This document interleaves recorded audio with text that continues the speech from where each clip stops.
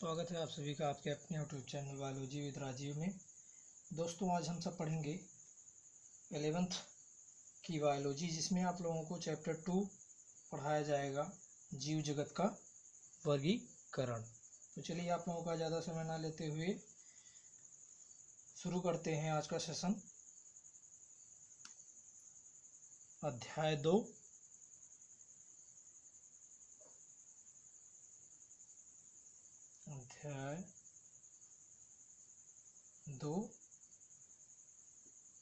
जीव जगत का वर्गीकरण।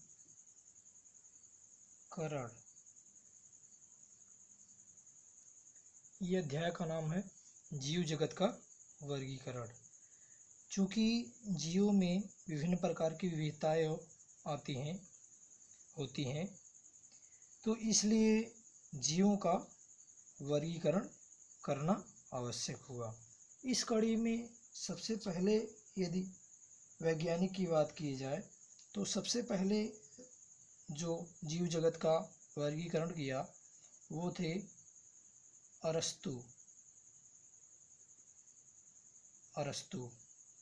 इन्होंने लगभग 384 से 322 ईसा पूर्व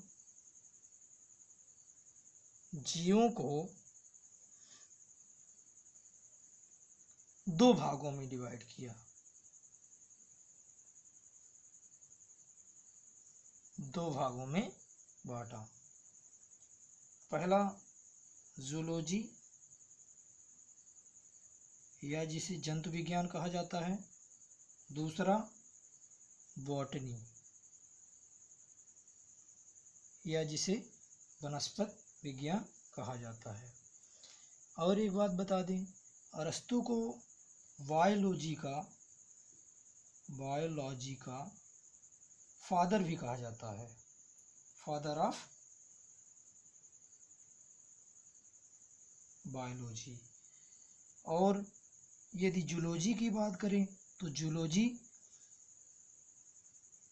का भी फादर अरस्तु ही है, यानी फादर ऑफ जूलॉजी भी अरस्तु हैं। फादर ऑफ जूलॉजी अरस्तु को कहा जाता है। वहीं अगर बॉटनी की बात करें तो बॉटनी के जनक हैं थियोफ्रेस्टस।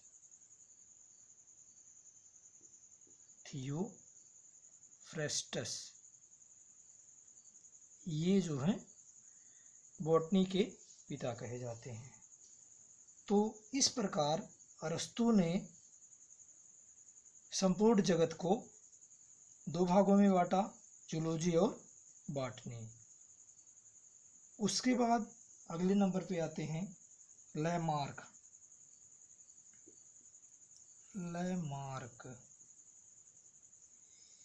इन्होंने सन 1801 ईस्वी में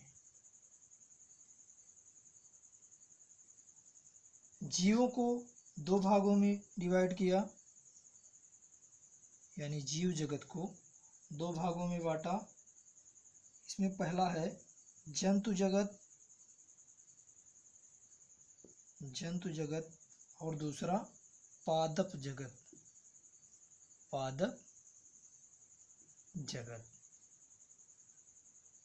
या इसे इंग्लिश में कहा जाता है एनिमल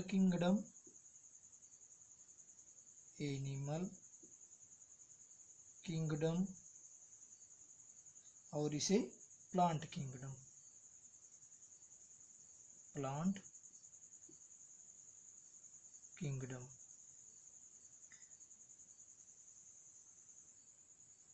तो इस प्रकार लैमार्क ने 1801 ईस्वी में जीव जगत को दो भागों में डिवाइड किया, जंतु जगत और पादप जगत। उसके बाद अगले नंबर की यदि बात करें तो अगले नंबर पे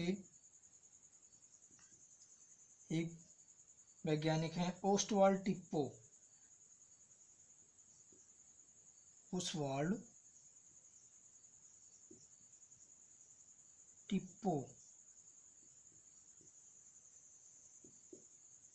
इन्होंने सन 1942 में या 1942 ईस्वी में वनस्पति जगत को यानी बॉटनी को या प्लांट किंगडम कह सकते हैं, बॉटनी को उपजगतों में डिवाइड किया। यानी पादप जगत या प्लांट किंगडम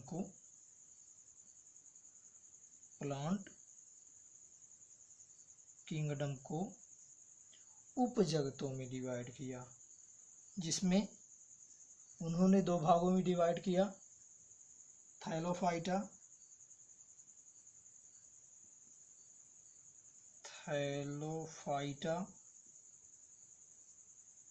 और एम्ब्रियोफाइटा।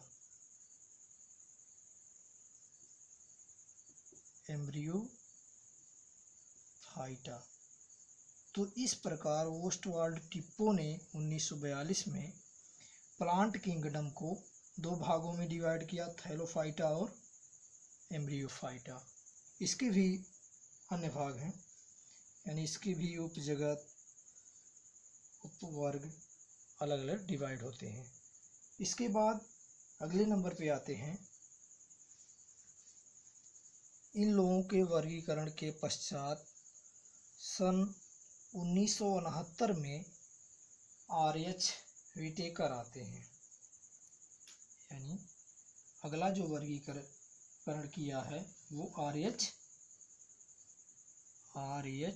व्हिटेकर ने।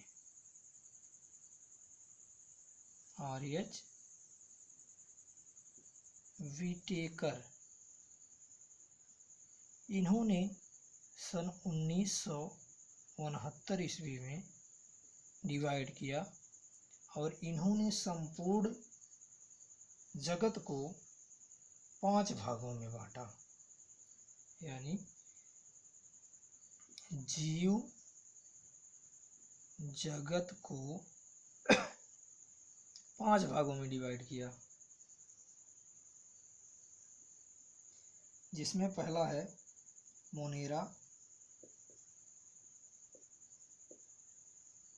मोनेरा और दूसरा है प्रोटिस्टा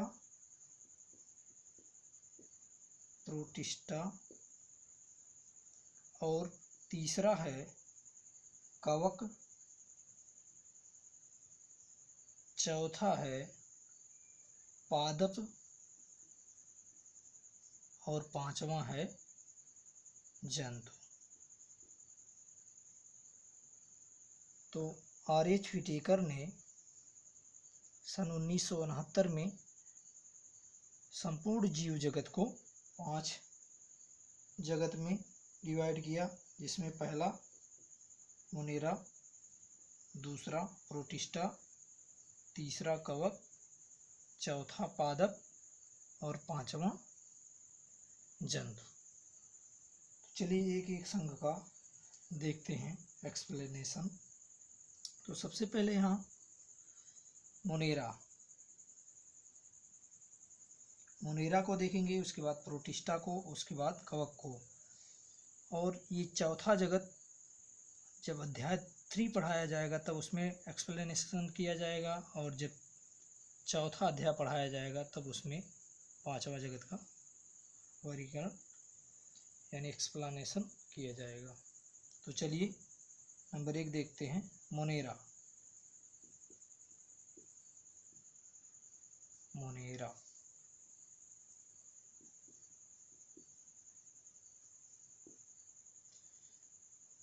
तो सबसे पहले देखेंगे इसका सामान्य लक्षण।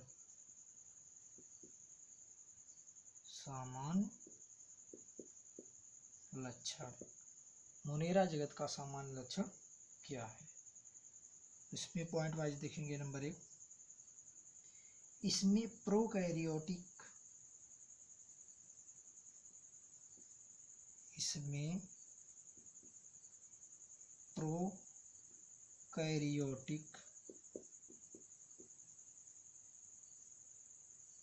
प्रोकैरियोटिक जीवों को रखा गया है, जीवों को रखा गया है। अगला पॉइंट है दूसरा, इनकी कोशिका भित्ति, इनकी कोशिका भित्ति अत्यंत सुदृढ़ होती है, अत्यंत सुदृढ़ होती है,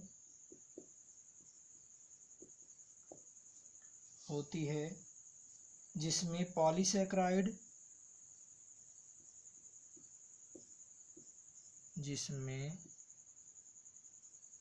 पॉलीसैकेराइड,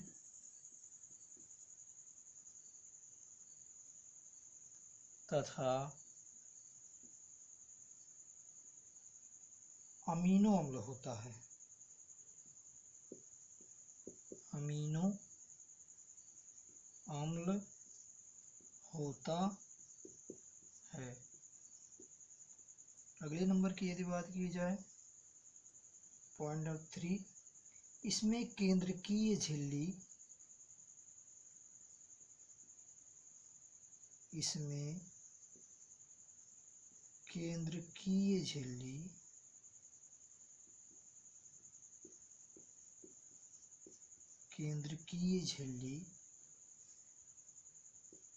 माइटोकॉन्ड्रिया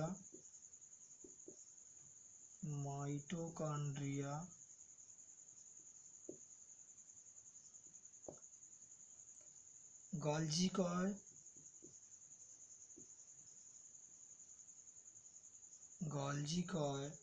रिक्तिका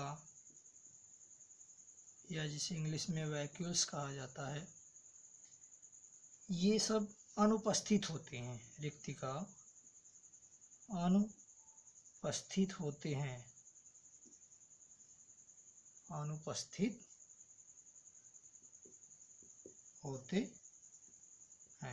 अगले नंबर की यदि बात किया जाए, पॉइंट नंबर 4 पे आता है, ये प्रकाश संश्लेषी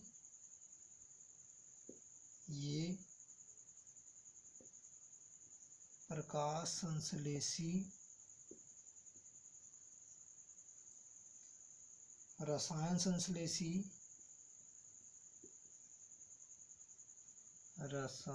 संश्लेषी तथा परपोषी होते हैं,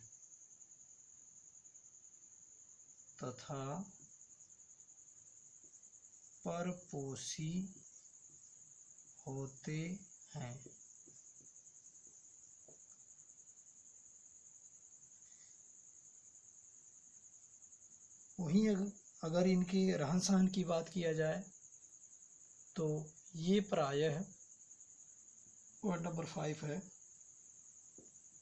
ये प्रायः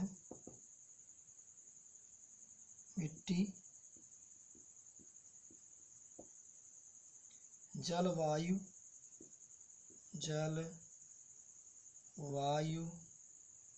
झरने, हिमखंड,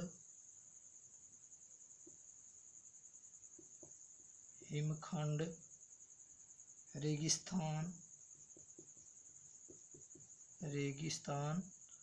आदि में पाए जाते हैं,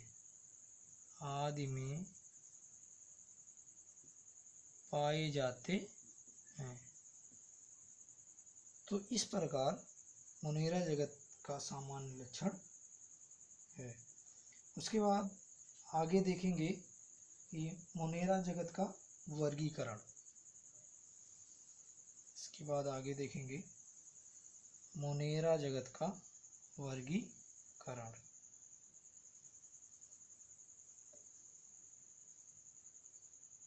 मोनेरा जगत का वर्गीकरण,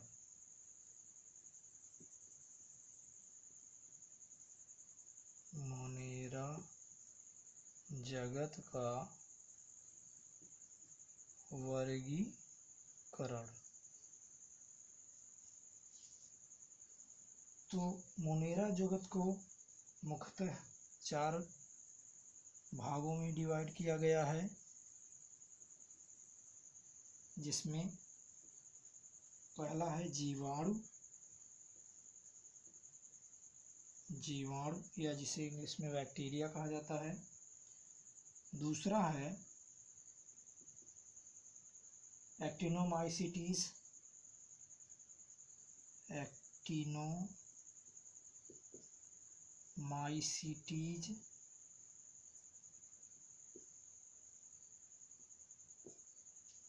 एक्टिनोमाइसीटीज। और तीसरा है आर्कीबैक्टीरिया,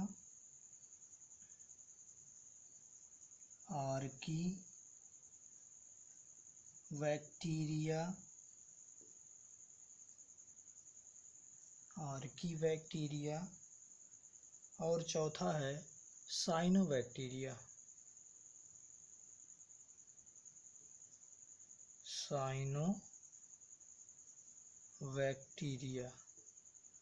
तो इस प्रकार मोनेरा जगत को मुख्यतः 4 भागों में डिवाइड किया गया है।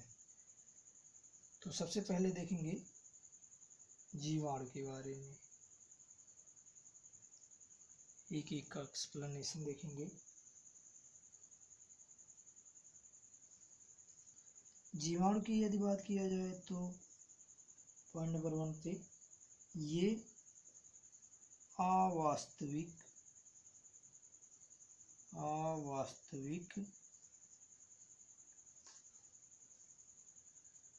पौधे हैं।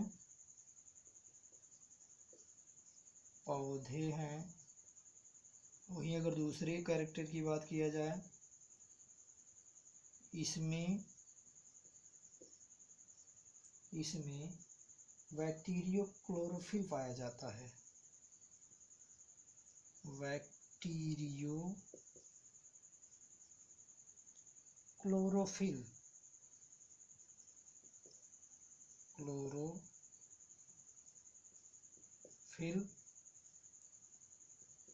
पाया जाता है। वहीं अगर एक्टिनोमाइसीटीज की बात किया जाए तो इसमें पहला कैरेक्टर आएगा,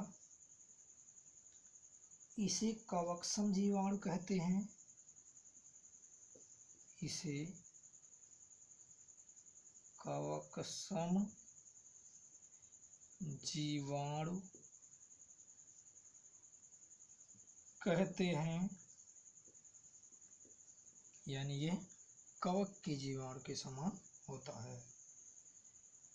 अगला पॉइंट, यदि इसकी रचना की बात किया जाए तो इसकी रचना होती है तंतुवत व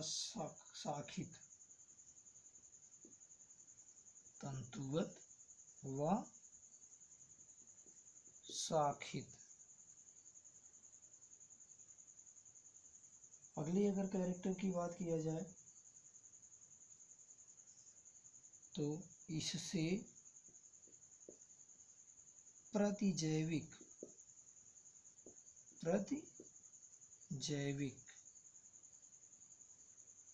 प्राप्त होता है।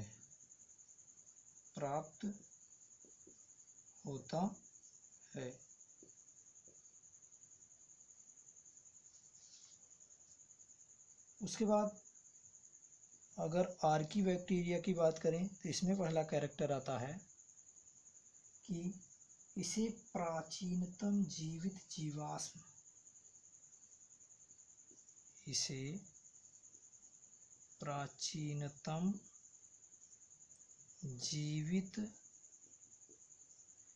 जीवाश्म कहा जाता है। जीवाश्म कहते हैं। वहीं अगर अगले कैरेक्टर की बात किया जाए दूसरे की, तो यह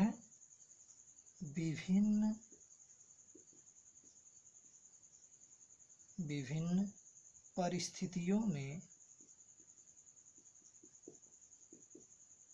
विभिन्न परिस्थितियों में निवास करते हैं, निवास करते हैं, यानी यह विभिन्न परिस्थितियों में रह सकते हैं। उसके बाद यदि साइनोबैक्टीरिया की बात किया जाए, इसमें पहला कैरेक्टर आता है, ये प्रकाश संश्लेषी होते हैं, ये प्रकाश संश्लेषी होते हैं, संश्लेषी होते हैं। उसके बाद पॉइंट नंबर 2 की यदि बात किया जाए तो ये सफल जीवधारी का समूह कहा जाता है, यानी साइनोबैक्टीरिया को सफल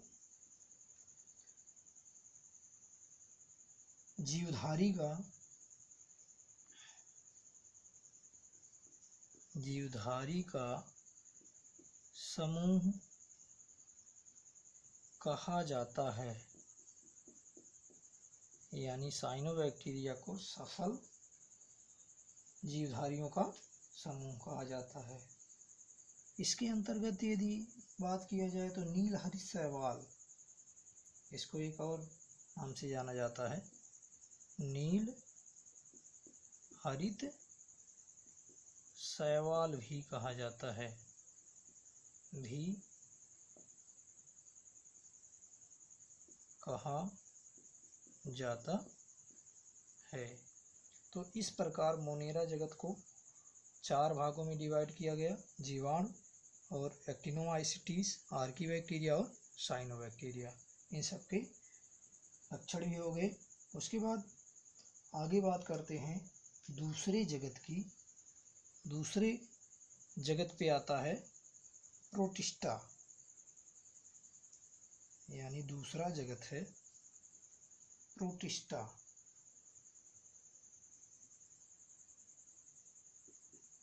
प्रोटिस्टा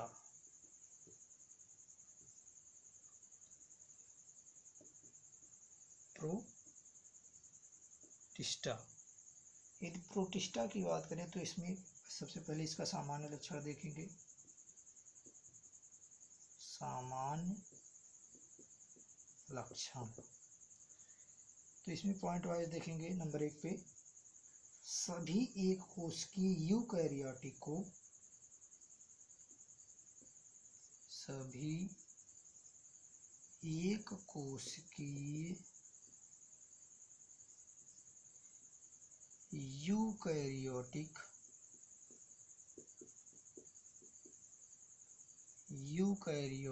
को प्रोटिस्टा के अंतर्गत रखा गया है। प्रोटिस्टा के अंतर्गत रखा गया है। अगले लक्षण की यदि बात करें तो अगला लक्षण है प्राथमिक रूप से प्रोटिस्टा के सदस्य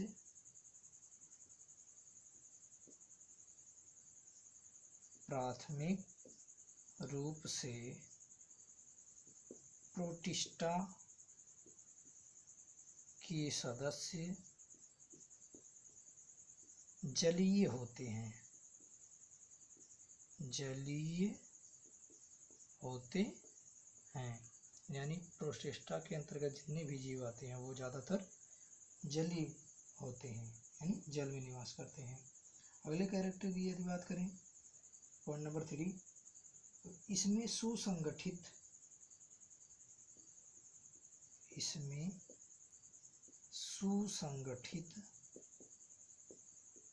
केंद्रक तथा अन्य कोशिकांग पाए जाते हैं, तथा अन्य कोशिकांग यानी माइटोकॉन्ड्रिया, गाल्जी का, रिक्तिका आदि जो अंग हैं वो पाए जाते हैं। अन्य कोशिकांग भी पाए जाते हैं। अगले कैरेक्टर की बात किया जाए पॉइंट नंबर 4 पे तो इसमें आते हैं कुछ प्रोटिस्टा में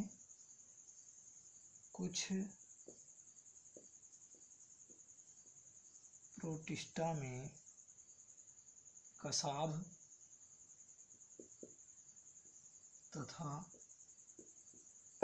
पछमाभ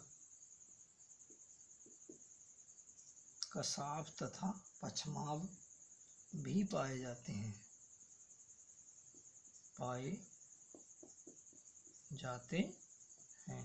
यानी प्रोटिस्टा के कुछ जीवों में कसाभ और पछमाभ भी पाए जाते हैं। अगला नंबर 5वां, ये अलैंगिक तथा लैंगिक प्रजनन करते हैं।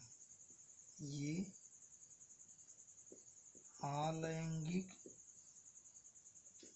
तथा लैंगिक प्रजनन करते हैं। यानी ये अलैंगिक और लैंगिक जनन दोनों करते हैं। तो इस प्रकार प्रोटिस्टा जगत का ये कुछ समान लक्षण हुए। उसके बाद प्रोटिस्टा जगत का वर्गीकरण करेंगे। तो चलिए देखते हैं प्रोटिस्टा जगत का वर्गीकरण। प्रोटिस्टा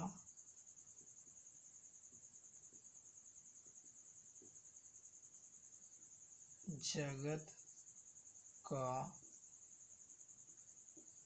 वर्गीकरण। तो इसको मुख्यतः 5 भागों में डिवाइड किया जा सकता है।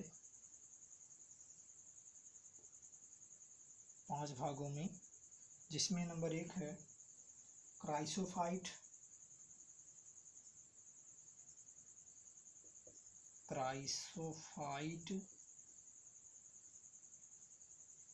और नंबर 2 है डायनोफ्लैजिलेट,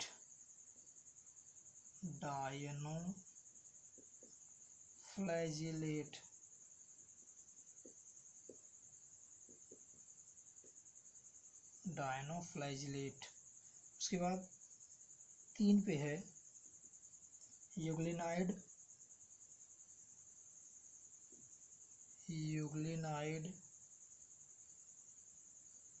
और नंबर 4 पे है अवपंक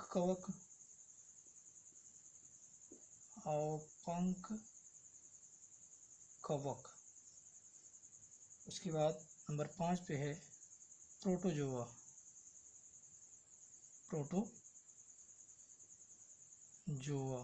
या प्रोटोजोन्स कहा जाता है।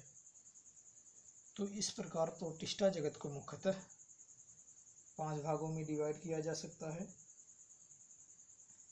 अब इसका समान लक्षण देखेंगे। यदि क्राइसोफाइट की बात किया जाए तो इसमें पॉइंट नंबर 1 पे रख सकते हैं। यानी क्राइसोफाइट के अंतर्गत क्या क्या आते हैं। तो इसके अंतर्गत डायटम या डायएटम कहीं कहीं लिखा जाता है, व सुनहरे शैवाल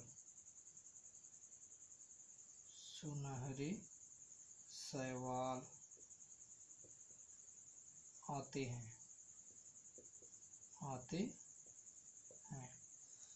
यानी कहने का मतलब ये है कि क्राइसोफाइट के अंतर्गत डायटम और सुनहरे शैवाल आते हैं।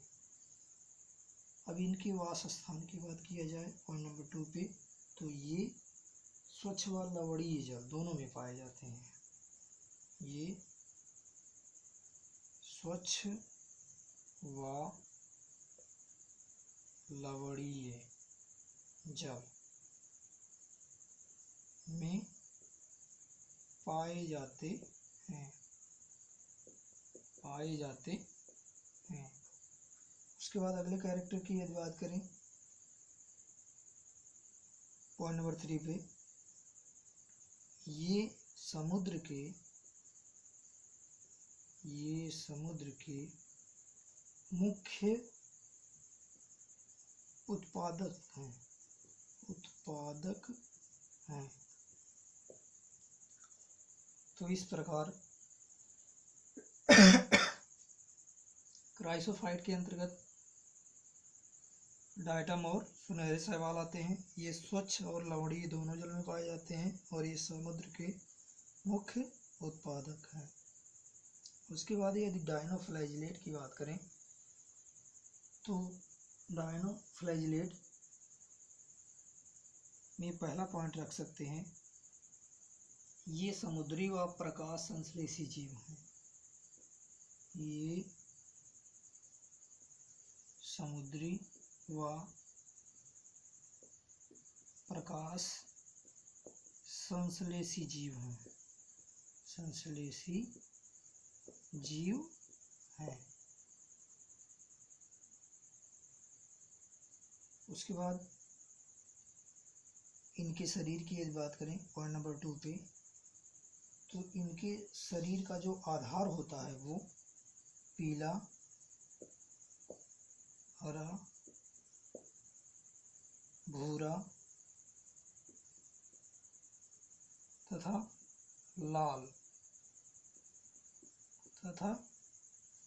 लाल होता है।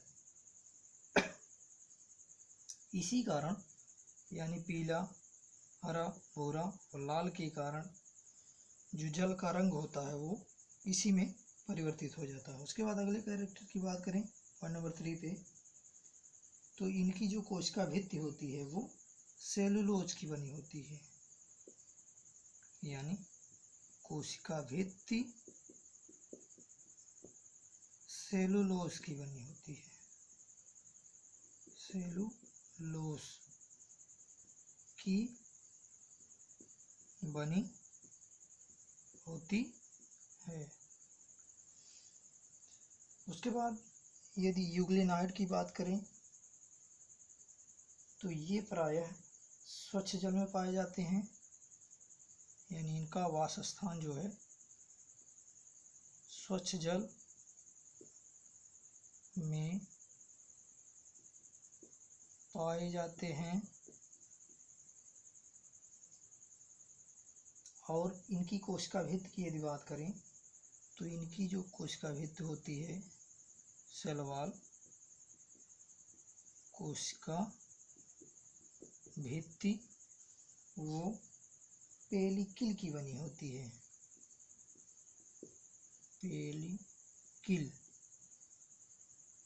की बनी होती है। की बनी होती है। उसके बाद अगर अगले कैरेक्टर की बात करें तो पॉइंट नंबर 3 पे आता है, यूग्लिनाइड में 2 कसाब होते हैं। 2 कसाब यानी फ्लैजलम होते हैं। अगले कैरेक्टर की बात करें तो सूर्य के उपस्थित होने पे ये प्रकाश संश्लेषी होते हैं। प्रकाश संश्लेषी, लेकिन सूर्य के होने पर ही। उसके बाद यदि अवपंक कवक की बात करें तो ये मृतपोषी होते हैं। मृतपोषी होते हैं और इसमें अगले कैरेक्टर की बात करें तो इसमें क्लोरोफिल नहीं पाया जाता। क्लोरोफिल नहीं पाया जाता। नहीं पाया जाता।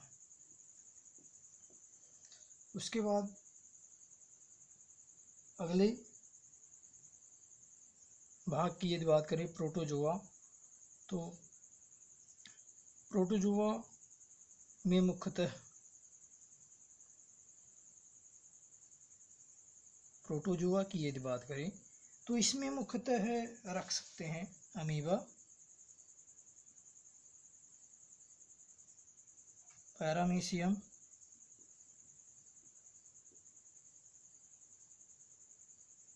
एंटमीबा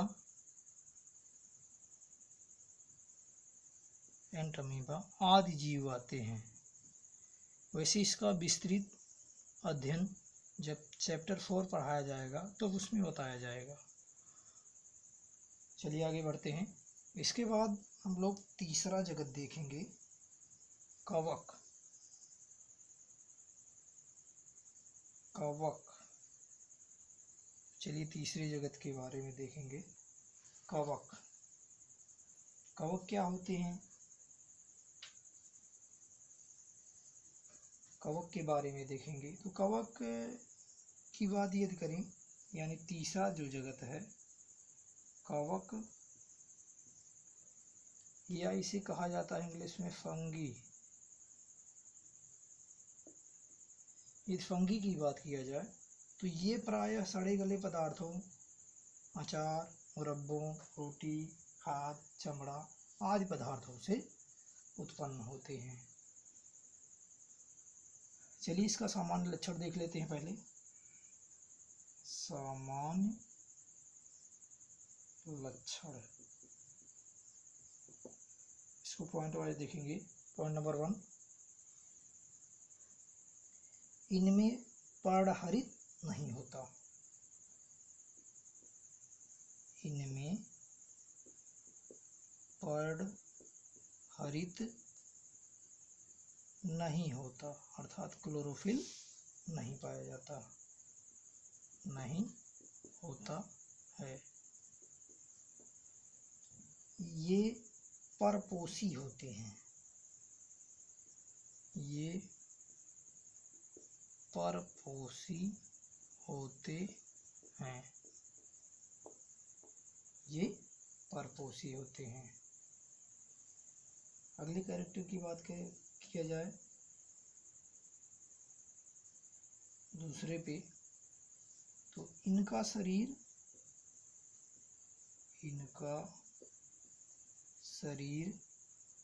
कवक जाल, या जिसे इंग्लिश में कहा जाता है माइसीलियम, कवक जाल का बना होता है, का बना होता है। अगले कैरेक्टर की बात करें तो इसमें कोशिका भित्ति जो होती है इनकी, यानी कोशिका भित्ति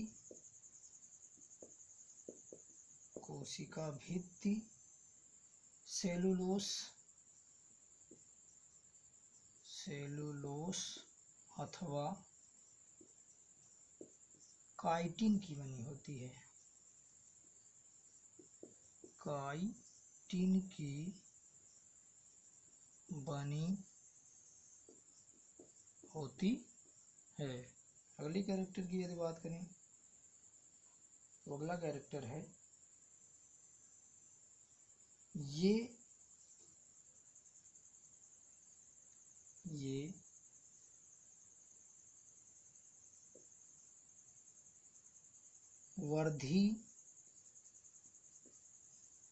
वर्धी प्रजनन, अलैंगिक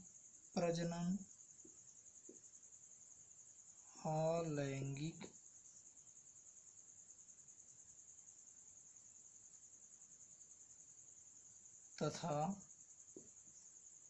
लैंगिक प्रजनन करते हैं।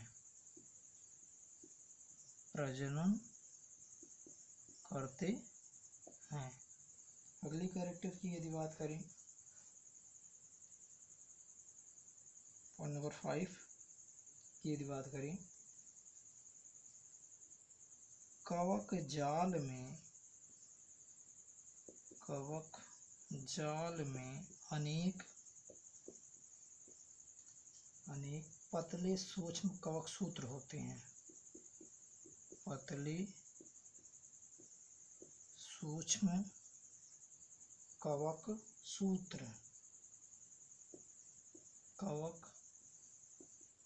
सूत्र, या जिसे हाइफी कहा जाता है, होते हैं। तो इस प्रकार कवक का सामान्य लक्षण हो गया। इसके बाद आगे कवक का वर्गीकरण देखेंगे। तो चलिए देखते हैं कवक का वर्गीकरण। तो चलिए देखते हैं कवक का वर्गीकरण। तो कवक को मुख्यतः दो संघों में बांटा गया है, जिसमें नंबर 1 है मिक्सोमाइकोफाइटा,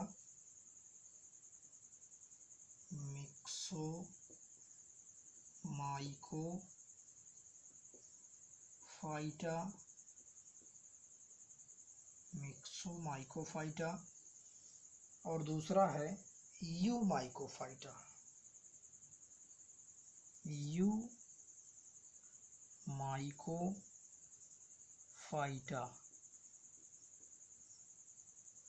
ये दो संघों में डिवाइड किया गया है।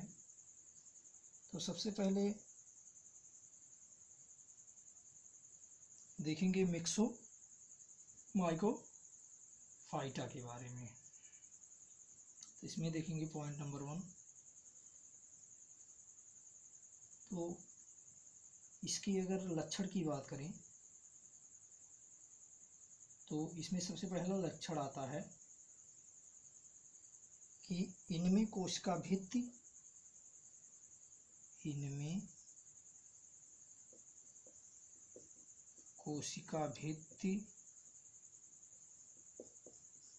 नहीं होती है। अगले लक्षण की यदि बात करें तो इनमें जीव द्रव्य नग्न बहुकेंद्रीय होता है।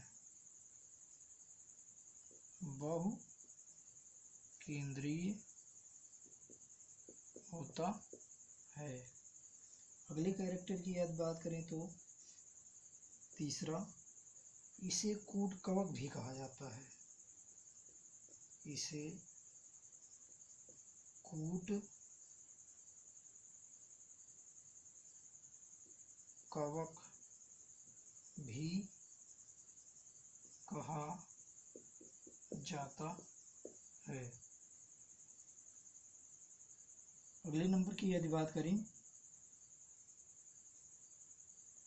पॉइंट नंबर 4 की, तो ये जनन में बीजाणु बनाते हैं।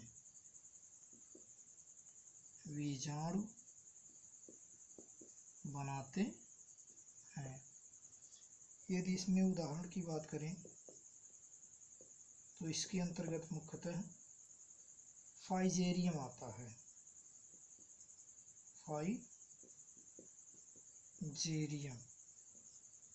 है। उसके बाद देखते हैं दूसरा संघ यूमाइकोफाइटा। ये मिक्सोमाइकोफाइटा हो गया, इसके समान लक्षण और उदाहरण हो गए। उसके बाद देखेंगे यूमाइकोफाइटा। चलिए इसको देखते हैं दूसरे नंबर पे। तो यदि यूमाइकोफाइटा की बात किया जाए तो इसको पुनः 4 वर्गों में डिवाइड किया गया है,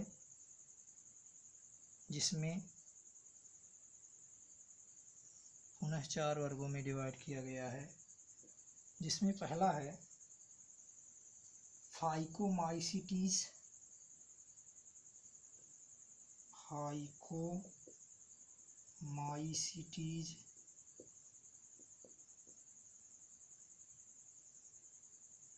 उसके बाद नंबर दूसरे पे है एस्कोमाइसीटीज,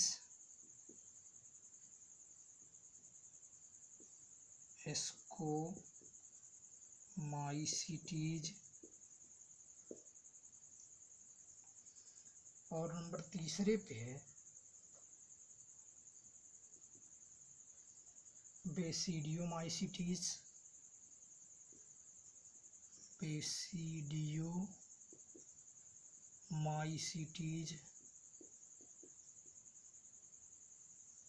बेसिडियोमाइसिटीज। उसके बाद नंबर 4 की यदि बात करें तो नंबर 4 पे है ड्यूटेरियोमाइसिटीज।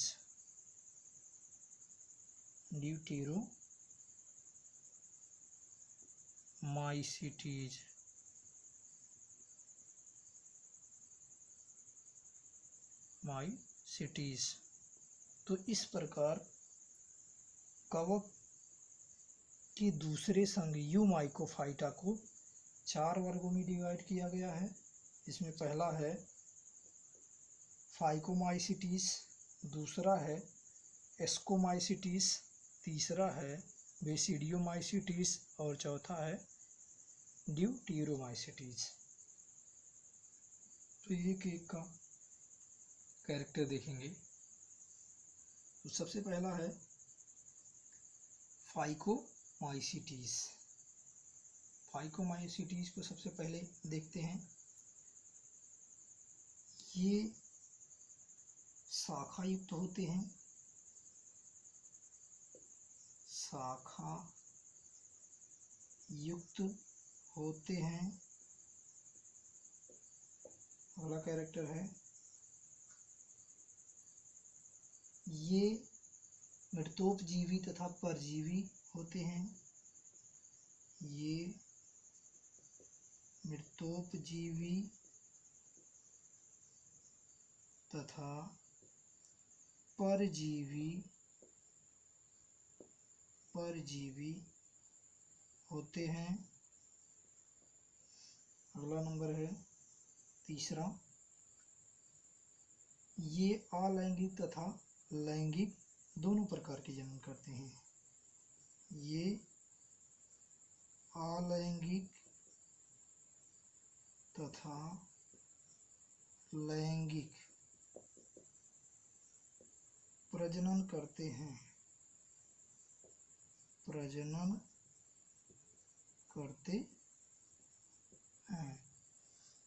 यदि इसमें उदाहरण की बात किया जाए तो इसके अंतर्गत मुख्यतः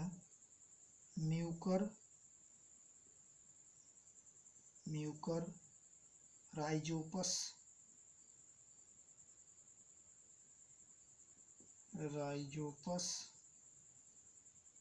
सिस्टोपस,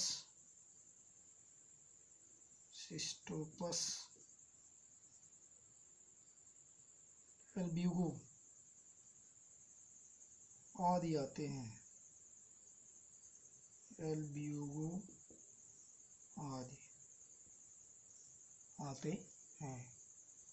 उसके बाद यदि एस्कोमाइसिटीज की बात करें तो इसमें सबसे पहले नंबर पे रख सकते हैं। इनके कवक तंतुपठीय होते हैं। इनके कवक तंतुपठीय होते हैं। अगले नंबर पे रख सकते हैं, यानी दूसरे नंबर की यदि बात करें तो ये बहुकोशिकीय होते हैं। ये बहुकोशिकीय होते हैं।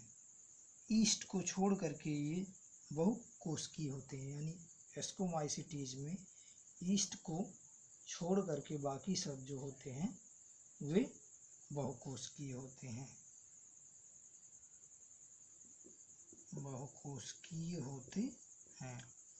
यदि इसमें उदाहरण की बात किया जाए तो इसमें मुख्यतः ईस्ट या जिसे खमीर कहा जाता है। अगले नंबर पे एस्परजिलस,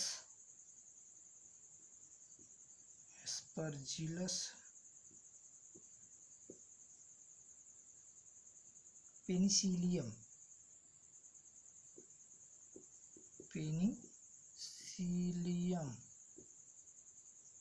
आदि आते हैं। तो यानी एस्कोमाइसिटीज के अंतर्गत ईस्ट, एस्परजिलस और पेनिसिलियम आदि आते हैं।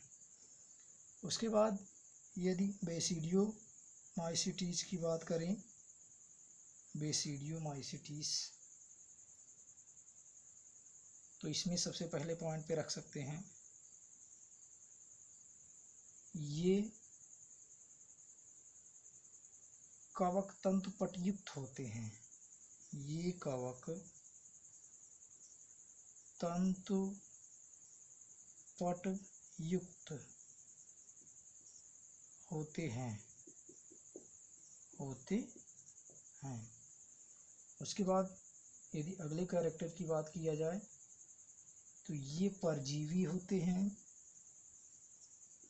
ये परजीवी होते हैं। उसके बाद इसके यदि उदाहरण की बात किया जाए तो इसके अंतर्गत मुख्यतः एग्रिकस,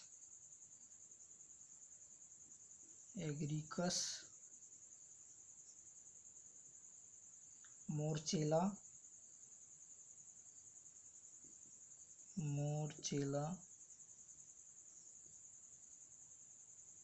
पक्सिनिया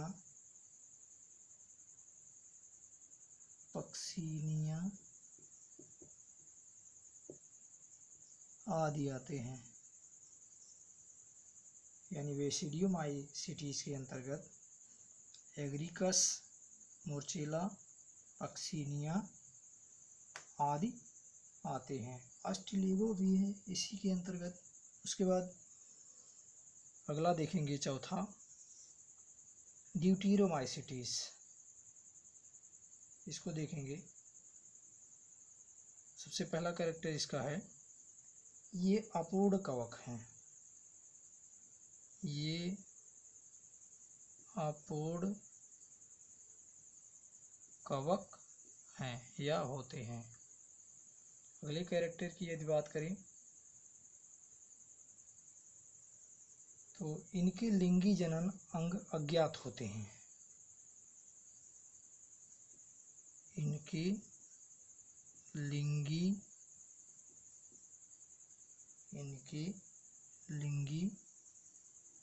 जनन अंग अज्ञात होते हैं।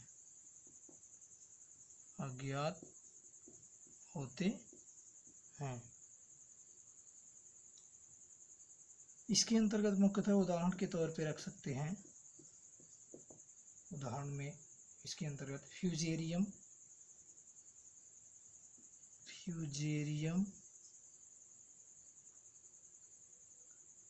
अल्टरनेरिया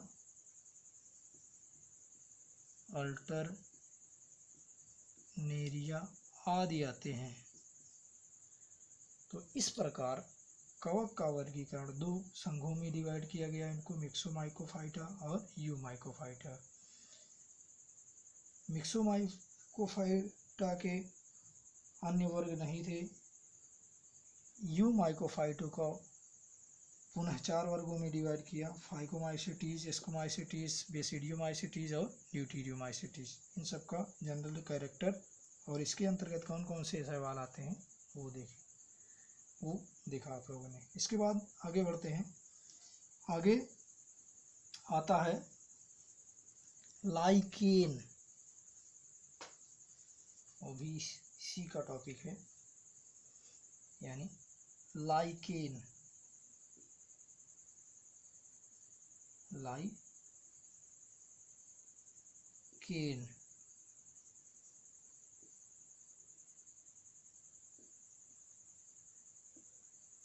लाइकेन क्या होता है? ये शैवाल तथा कवक के परस्पर संयोग से बनता है। तो इसका अगर लाइकेन का सामान्य लक्षण देखेंगे, सामान्य लक्षण, तो इसमें नंबर 1 पे आता है, ये शैवाल तथा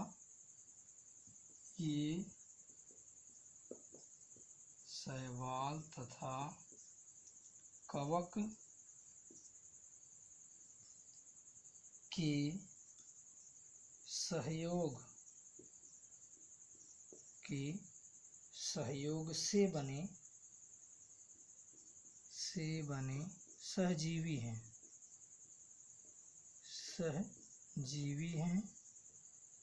वहीं अगर अगले कैरेक्टर की बात करें तो इनके शरीर का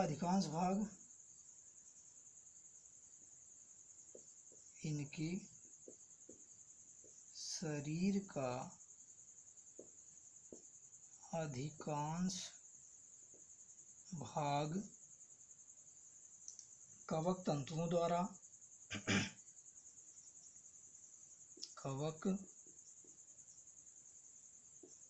तंतुओं द्वारा तथा शेष शैवाल की हरी कोशिकाओं द्वारा बनता है। शैवाल की हरी कोशिकाओं द्वारा बनता है। यानी कहने का मतलब ये है कि इसमें कवक और शैवाल दोनों मिलकर के लाइकेन बनाते हैं।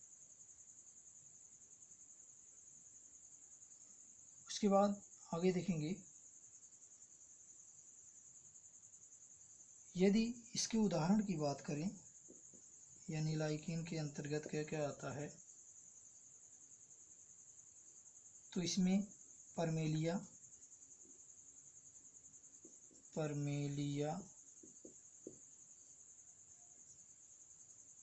ग्राफिस,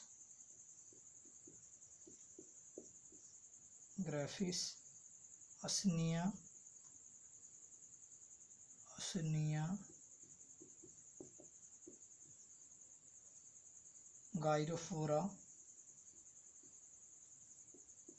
गाइरोफोरा आदि आते हैं। तो इसके अंतर्गत परमेलिया, ग्राफिस, असनिया, गाइरोफोरा आदि आते हैं। तो इस प्रकार बस आज यहीं तक। आज का वीडियो आप लोगों को कैसा लगा कमेंट करें, लाइक करें और अधिक से अधिक शेयर करें। जय हिंद।